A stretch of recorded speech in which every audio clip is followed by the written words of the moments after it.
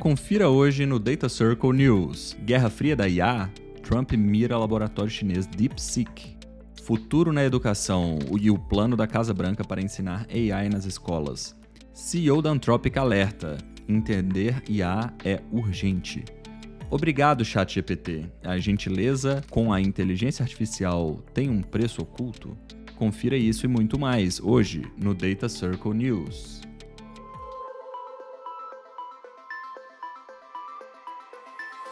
Bem-vindos e bem-vindas ao Data Circle Podcast, nosso podcast sobre AI e negócios, onde a teoria encontra a prática. Salve, salve, membros do Data Circle, a nossa comunidade que une a tecnologia com os negócios. Estamos aqui para mais um Data Circle News, o nosso episódio que revê as principais notícias do mundo da tecnologia de 15 em 15 dias. E aí, pessoal, como vocês estão? Animados para mais um episódio. Preferiado, né? Boa noite. Estamos aí com a trupe de sempre, o Edelweiss Brás, Ciro Paiva e Olivia Palmelan. Estou treinando aqui o meu francês.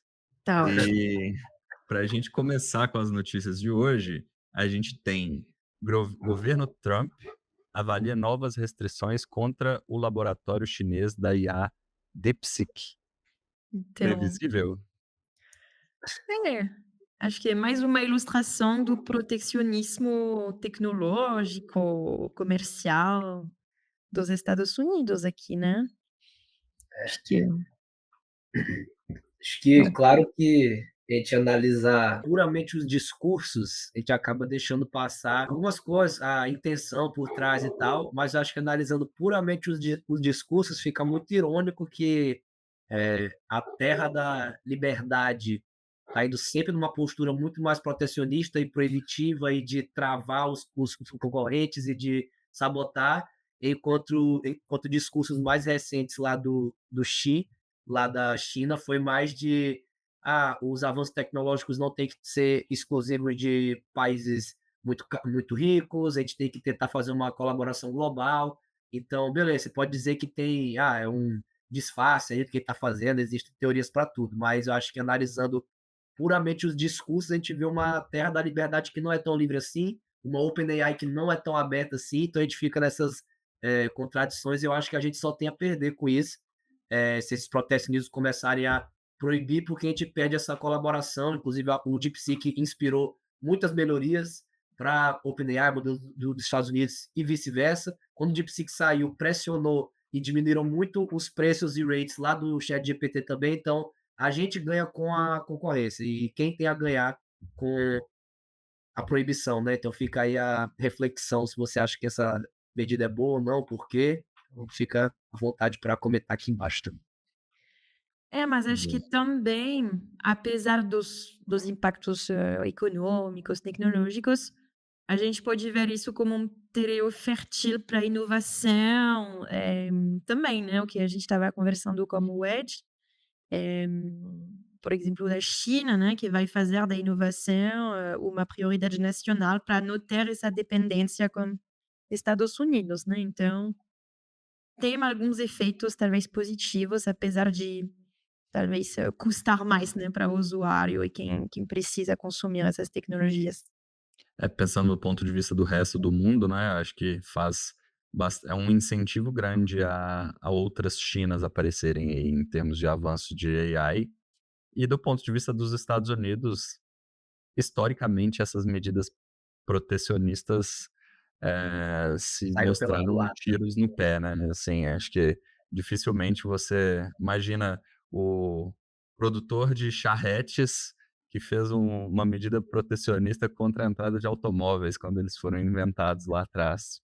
Claramente isso não daria certo por muito tempo. Eu acho que, claro que só uma anedota aqui, mas essa medida protecionista tende a atrasar mais o desenvolvimento dos Estados Unidos, que já tem uma vantagem muito grande. Então, teoricamente, eles seriam um player que tem mais condições de manter a dianteira ali com relação ao resto do mundo. Agora eles estão colocando uma barreira ali que talvez num médio prazo seja bem prejudicial do ponto de vista da dominância tecnológica do país no cenário tecnológico mundial. Muito bom, galera. Falando um pouquinho mais sobre Estados Unidos, a Casa Branca lança plano para ensinar AI nas escolas.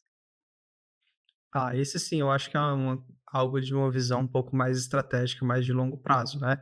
Acho que esse é o tipo de investimento que a gente quer ver e não esse tipo de manipulação de mercado que tá um efeito super de curto prazo, mas que pode ser, na verdade, um tiro no pé, né? Então, eu acho que esse sim você garante o futuro vai ser garantido, né? Porque pensando na estratégia que eles têm de reindustrializar os Estados Unidos, né? Que para muitas coisas eles têm um gargalo de oferta de pessoas qualificadas, né? Então não adianta só você pensar em trazer a indústria para lá se você não tem quem ocupe os cargos que você precisa.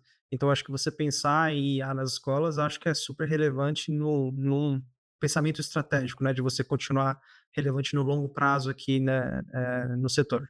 Eu acho que aqui sim é algo que faz um pouco mais de sentido para mim. Imagina o potencial de geração de valor de uma pessoa que desde criança já é treinada e já tem contato com a tecnologia, o que essa pessoa poderia ser capaz de desenvolver, de criar numa idade adulta, quando já estiver no mercado de trabalho. Então isso aí é realmente investir no futuro do país, na tecnologia. Exatamente, e eu gosto que no documento eles vão dessa IA nas escolas meio que em duas direções. Eles querem tanto promover o estudo da tecnologia mesmo, para desmistificar e você criar pessoas que já interagem com essa tecnologia e sabem como funciona, já desde cedo. Então, como você comentou, Ponte, vão ser profissionais muito bem qualificados nessa área que tem tudo para crescer de valor mais e mais, e também da utilização da IA nas escolas em termos de cross-knowledge, assim. Então você conseguir talvez pegar um assistente ali e ver conteúdos que um certo aluno está mais errando e ele ser tipo um tutor particular também. Então, tipo assim, treinar nas questões que ele errou e botar um plano de estudos ou ali conversar com ele, que as inteligências artificiais generativas possibilitam isso, né? Então você pode ir lá e pedir para um conceito ser explicado em diferentes graus de complexidade. Então acho que essa introdução foi um grande acerto aí, e espero que dê bastante certo e que outros países se inspirem nisso também. Eu acho que pode ajudar muito o ensino, independente de que grau estão aí na tabela dos melhores países do mundo em termos de conhecimento também. Acho que um bom acerto. Exato, acho que do ponto de vista pedagógico é um desafio enorme, né? Porque você vai ter que aprender a ensinar com uma tecnologia que é capaz de responder tudo aquilo que você está ensinando. E o seu aluno, acho que o desafio não é mais o aluno chegar na resposta, é meio que o como ele chega na resposta, o raciocínio por trás, e como que ele busca essa diferença ali entre essa diferença não, esse raciocínio para chegar no desafio que está sendo proposto.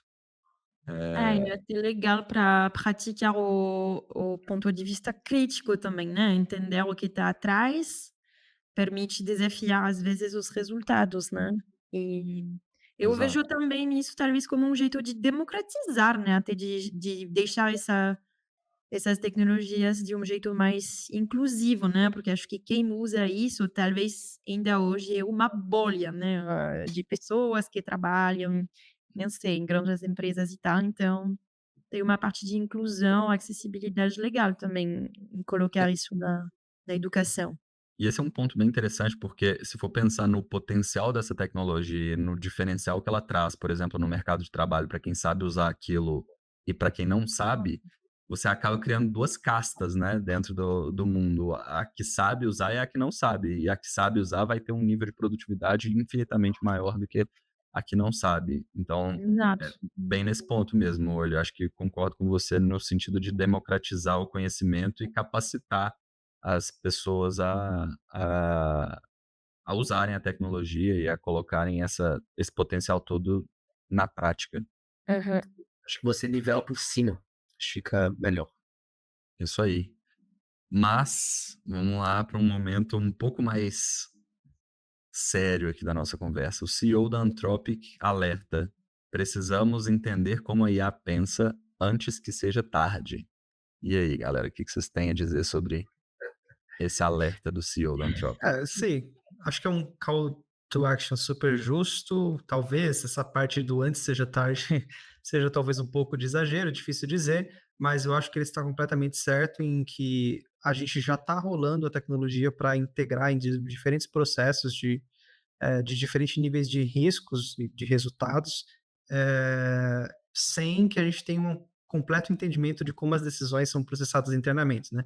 Os modelos que a gente usa, que tem bilhões ou até trilhões de parâmetros, é muito difícil de você entender como foi o processo de decisão, né? São, como ele define, são modelos opacos, que você não consegue entender como é que, a partir do input que ele recebe, como é que ele de fato chegou na saída, né? Só com uma analogia, seria meio que você tentar olhar o cérebro de uma pessoa, os neurônios que estão lá dentro, as células, e tentar entender o que ela está pensando. Não é uma coisa trivial, né? É muito complexo, na verdade, você entender esse processamento. Só que é crítico, né? Diferentemente das pessoas, a gente não tem acesso a medir tão no nível micro lá as células e os neurônios, é difícil você criar isso de forma não invasiva. No modelo a gente tem. Então é importante você investir em tecnologias capazes de rastrear exatamente o que está acontecendo quando você insere uma pergunta no modelo, até ele chegar na resposta. É um desafio gigantesco, né? O que eles chamam de interpretação mecanicista, você entender cada passinho interno do modelo para ele chegar na resposta. Mas acho que é algo crucial de verdade. Acho que as empresas deveriam seguir um pouco mais esse ponto de vista do que a Anthropic tem tomado. Eu acho que ela é um exemplo, né, nesse sentido no setor, porque alguns resultados podem ser contraproducentes do ponto de vista de marketing para eles, mas é muito relevante para a comunidade e para os usuários, né? Então, eu acho bem legal que a Anthropic se posicione como alguém que se preocupa com isso também, né, e tenha puxado o setor nesse sentido, da segurança e da interpretabilidade desses modelos. E Sim. até com relação a isso, boa parte dos esforços sobre regulamentação de inteligência artificial e tudo mais tende a caminhar nesse sentido também, né? De ter uma IA mais explicável, ter uma IA menos opaca, menos black box, como você disse, o Ed. E eu acho que para a segurança da tecnologia é fundamental. Sim. Pô, eu sempre gosto muito das falas do Dario Amodei, que é o CEO da Anthropic, eu acho que ele tem boas opiniões sobre esse desenvolvimento da IA. Aí aqui, só fazendo um disclaimer, eu acho que esse antes que seja tarde fica um pouco alarmista, porque a gente pensa que quando tiver a Skynet, o Exterminador do Futuro e tal. Mas não, é meramente quando a IA estiver integrada em lugares onde realmente pode impactar muita gente. Então, se você botar uma IA para definir trâmites jurídicos ou alguma coisa ali de saúde, sem você entender o caminho de pensamento que ela leva, já é esse seja tarde, né? E é importante falar também que esses modelos caixa preta que a gente chama, eles não são uma novidade agora da IA generativa. Essa arquitetura que está por trás dela, que é a das redes neurais, que é um modelo caixa preta, como o Ed falou, ele imita muito o cérebro humano, né? Uma corrente de neurônios que se interliga e um passa uma informação para o outro. E ele foi desenvolvido realmente para tentar criar um sistema inteligente com base no que a gente julga ser a coisa mais inteligente, que é o nosso cérebro. Durante muito tempo, nas soluções que usavam modelos black box, às vezes os modelos chegavam em soluções que a gente não sabia dizer o como. E durante muito tempo isso foi legal. Quando você tinha IA para jogos ou para saúde também, redes neurais, às vezes você chegava em lugares que estavam certo e que nenhum humano nunca ia pensar naquilo. Tem o documentário do AlphaGo, por exemplo, que é isso aí em jogos. Então, é legal essa IA ter essa liberdade de chegar nas próprias conclusões com base na infinidade de dados que ela ingere, mas a gente tem que poder ter esse traceback, tem que saber o porquê que chegou naquele lugar, a gente saber por quê. Porque senão, se uma IA toma uma decisão danosa para alguém, quem que vai ser responsabilizado? É a empresa que aplicou ela? É a empresa fabricante, assim, seria a OpenAI ou seria a Artifact que usa com os clientes? Então, esse controle eu acho que é muito importante para todo mundo que usa e que fornece esse serviço também. Tem até um filme que estreou há pouco tempo e esse paradoxo aparece bastante no cinema, né? Acho que os filmes de ficção científica nunca estiveram tão atuais igual Sim. agora, mas não sei se vocês chegaram a assistir Subservience. Então, com a Megan Não. Fox, ela é eu não vou dar total spoiler, mas ela é um robô ligado à inteligência artificial e ela tem o objetivo de fazer o dono do Android ali, eh, ser feliz e viver bem, e fazer o bem para o dono. Só que como ela chega naquele resultado, é uma loucura bizarra, e aí vocês assistam o filme ali, no final das contas é mais ou menos por aí, assim. Muitas vezes a gente dá um objetivo ali para a inteligência artificial, e ela vai ter uma série de processamentos dessa informação de como que ela consegue chegar naquele objetivo que foi dado. E não necessariamente esse como chegar naquele objetivo é uma forma que nós humanos consideramos viável. Ela pode infringir várias Uhum. barreiras éticas ali para chegar num objetivo que é genuíno, foi pedido aquilo para ela, mas, tipo, não é a qualquer custo. Então, esse direcionamento, esse entendimento de como que a inteligência artificial funciona, no sentido de chegar no objetivo, como que ela pensa, né, como foi dito aqui na notícia, é fundamental, tanto do ponto de vista, científico, para a gente ter esse conhecimento, quanto do ponto de vista prático também, para a gente garantir que o objetivo está sendo cumprido, mas da maneira correta, para que não tenha, um vazamento ou que não tenha nenhuma, sei lá, que tenham guardrails ali que direcionem o objetivo para aquele objetivo pensado, mas de uma maneira mais controlada. E a complexidade desse esforço de entendimento, acho que talvez exija a gente criar mecanismos que atuem em diferentes níveis de abstração.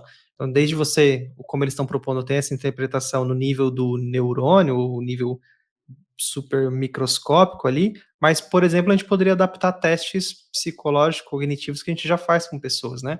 O desafio na psicologia é a mesma coisa, a gente não consegue entender exatamente como algumas decisões são tomadas, se a gente olhar para os neurônios, mas quando você faz um teste mais eh, alto nível, né, você consegue medir outras coisas. Então, acho que talvez exija uma abordagem de você ter várias camadas e aproveitar também, né, o que os profissionais de outras áreas, como a neurociência, a psicologia, já fazem para a gente trazer para testes cognitivos, ou análogo disso, para os modelos, de redes neurais também. Boa. É isso aí, galera. Agora seguindo para a nossa próxima notícia, eh, por favor e obrigado ao ChatGPT, um custo invisível? É uma notícia um pouco diferente das que a gente tem avaliado, que a gente tem, comentado aqui, mas começando pela pergunta, vocês usam por favor e obrigado para inteligência artificial? Acontece. Mas não, Eu já pode Não somente por favor e obrigado, mas também quando responde bem, eu dou um feedback, tipo, Eu parabenizo. tipo: "Ah, isso funcionou, é isso aí, era isso que eu queria entender", coisas assim. É curioso, porque é meio que um automático da comunicação, né. Exato. Teve uma vez que uma pessoa falou comigo: "Cara, eu sempre uso por favor e obrigado, porque quando a inteligência artificial dominar o mundo, pelo menos ele vai lembrar que eu sou educado com ela e não". Brincadeiras à parte aqui. Eu também acho que eu não consigo simplesmente, eu me sinto extremamente mal educado sem escrever isso e em alguns momentos pode até ajudar, né, pensando no resultado. Não simplesmente por favor e obrigado, mas você demonstrar que aquela resposta tá boa, de uma maneira educada e tudo mais, acaba reforçando aquele tipo de resposta para respostas futuras ali dentro do contexto que você está perguntando. Do mesmo jeito que se ela entende que você ficou bravo com alguma resposta, acho que provavelmente isso vai impedir aquele tipo de resposta para o futuro. Então, para a inteligência artificial, é um ponto interessante ali para o aprendizado dela. Mas vocês acham que o processamento do por favor e obrigado e todas as interjeições educadas na comunicação com a inteligência artificial representam um custo invisível? É que parecem dizer aqui, né, nesse artigo, de ser mais eficiente, talvez, na comunicação, para não consumir, recursos, assim. Mas o Ed estava comentando que o custo não é tão diferente de IA clássica, né. Então Teve no artigo eles falam de uma consultoria ou empresa dedicada a isso, que faz uma estimativa de que o custo de uma pesquisa seria equivalente a minutos de uso de um laptop, que é bem econômico, né? Se você pensar. Então, se você analisar friamente, não é tão diferente do computação que a gente já usa, né? Tem um outro custo invisível, que é o uso de água, na verdade, para o resfriamento dos servidores, e aí pensar em todos os custos que a gente tem para rodar um servidor gigantesco, né? É importante, eu acho que é muito relevante, porque você pensar que a gente está deixando de usar essa energia para outra coisa, que talvez seja tão importante quanto, né? É um custo de oportunidade que a gente precisa pensar enquanto sociedade, né? Mas, ao mesmo tempo, eu vi o pessoal brincando no Twitter de que você está se preocupando com o por favor, enquanto você está gerando imagem do Estúdio Ghibli da sua última viagem, né? Então, quem define o que é o uso relevante da tecnologia? Né? Acho que não... E também, a vantagem da gente usar esse tipo de tecnologia é usar a linguagem natural. Então, se você ficar pensando, eu tenho que ser eficiente e tal, a gente vai acabar restringindo para, de novo, usar a linguagem de código, né? Que é o de fato mais eficiente, né? Não sei até onde que isso faz sentido, né? Esse tipo de discussão. Eu acho que, na verdade, a origem veio de uma brincadeira, né? De que eles fizeram no Twitter, né? Mas acaba escalando de uma forma diferente, aí leva a gente a pensar em que qualquer tecnologia a gente tem que considerar os impactos ambientais. Mas é que... Opa. Pode falar, hoje eu falo depois. Não, acho que levanta um ponto até mais profundo de sustentabilidade, né? De impacto ambiental que a gente estava comentando, assim, a grande escala, se todo mundo faz isso, como que a gente vai limitar o consumo de energia e esse impacto, né? Acho que as big techs, elas estão olhando em como limitar esses efeitos, né? Como energia, não sei, energia nuclear, enfim, mas no longo prazo, acho que pode ser um problema, sim, sobre o meio ambiente, né? Mas fala, Ciro. Sim. Não, concordo plenamente. Eu acho que só sendo bem obtuso aqui, sempre que você vai se comunicar, essas IAs, primeiro, elas transformam suas palavras em números, né? Aqui para os nossos telespectadores. Então, quando você tem uma mensagem que tem muitas palavras que não têm significado, tipo, você chega assim, para pedir algo pro Pontelo, eu falo: Pontelo, bom dia, você que é meu grande amigo, gostaria de lhe pedir uma coisa aqui, tipo, é um bando de mensagem que vai ser um ruído na comunicação para a IA entender. Então, falando bem a grosso modo, talvez você ser mais direto, e sem levar em conta os retreinamentos e feedbacks do modelo, entender o que você gosta ou não, beleza, mensagens mais diretas podem ser mais eficientes e talvez economizem mais água, mas para mim é a mesma discussão dos canudos de papel, assim, que eu acho que você coloca a culpa no lugar errado, entendeu? Tipo, você fica ali querendo você parar de usar o seu canudo de plástico, quando as empresas que produzem carne estão gastando, tipo assim, o equivalente a, sei lá, bilhões de litros de coisa para fazer um hambúrguer e você desligando o chuveiro para passar o sabonete. Enfim, então eu acho que, como o Ed falou, reclamado por favor enquanto gera imagens, que é o maior custo que tem, eu acho que temos que ser consistentes nas nossas críticas. Então, vamos focar os esforços, acho que é onde impede, assim, onde impacta, eu acho. Bom, resumindo, não tem problema ser educado com a IA e acho que depende muito do objetivo que a pessoa quer, mas ser direto com a IA também é uma boa forma de economizar tempo para ela entender melhor o que você está querendo e você não ficar tendo que repetir várias vezes o seu comando. E, enfim. Vai Muito ser o bom, custo de pessoal. 0,0001% a mais, para caso elas dominem o mundo, você esteja na lista dos amigos. Né? Então... Exato, é uma segurança, né? Mas vai que ela interpreta assim: olha, esse daí estava usando muito, por favor, ele gastou os nossos servidores com coisas que eram inúteis, então você pode entrar na lista, na verdade. Não, então quem gerou o meme do Estúdio Ghibli já pode correr. E já pode correr, né? Muito bom, pessoal. Obrigado pelo papo de hoje. Acho que foi bem interessante todas as notícias que a gente analisou.